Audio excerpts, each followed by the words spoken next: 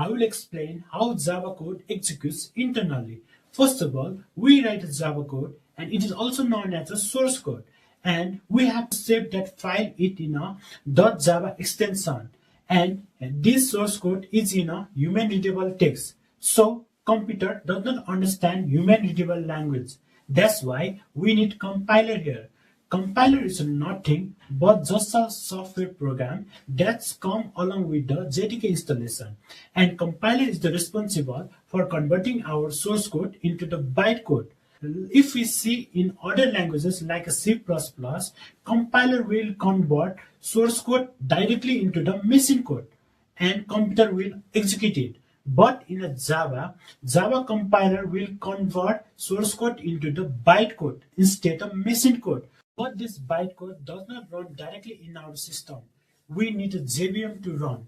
JVM is the engine where our bytecode executes. The bytecode is a platform independent because it can run on any OS. We can run on Windows, Mac, Linux.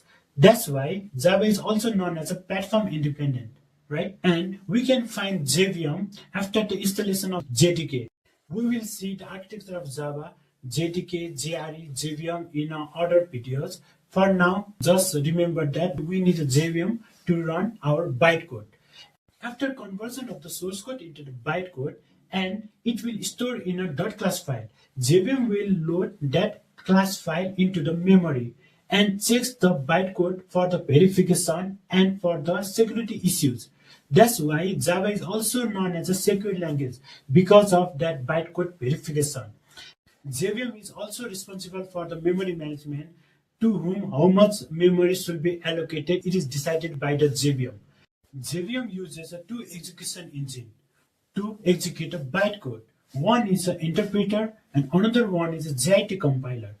In interpreter, JVM reads line by line code and translate into machine code and execute them.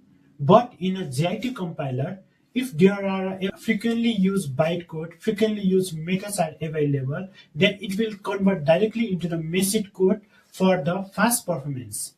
After execution, our program shows the result in the screen. JVM is also responsible for the garbage collecting the unused object and it will reclaim the memory. Let's do one practical example. I will do this coding in the Notepad++.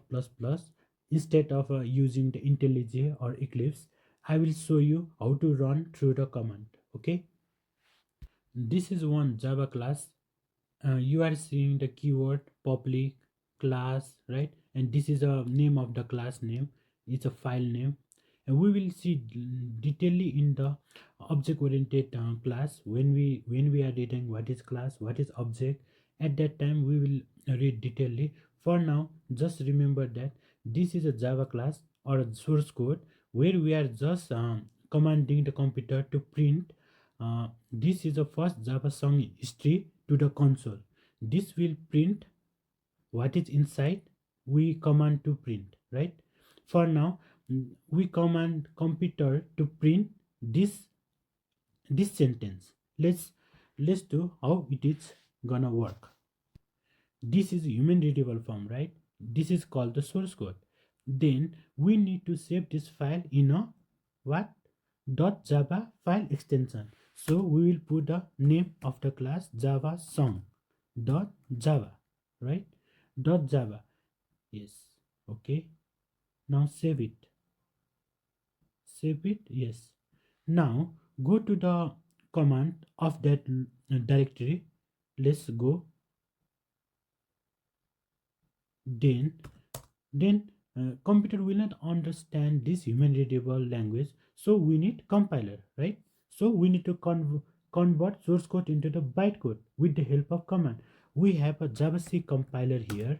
We will write a javac and file name. What is the file name? javasong.java. Then it compiler will convert source code into the bytecode and store it in a .class file. See here, if we see in a directory, there is one .java file that we have created, and another one is a java song.class. this contains the bytecode. It's a set of instruction, right? And this is platform independent. It can run on any machine. Like we can run on this in the Windows. Like the same .class file can be run on the Linux or in a Mac. So that the bytecode is a platform independent. That's why we can say that the Java is also platform independent. After compiling the source code, we can run this .class file simply by the command java and the file name java song, right? See, this is the first Java song in history. This has print the output for us in the console, right? For this video, this much only. I will bring another song with another explanation about the Java concept. If you like this video, don't forget to subscribe, comment or like. You can comment if you want any topic to cover in our next session.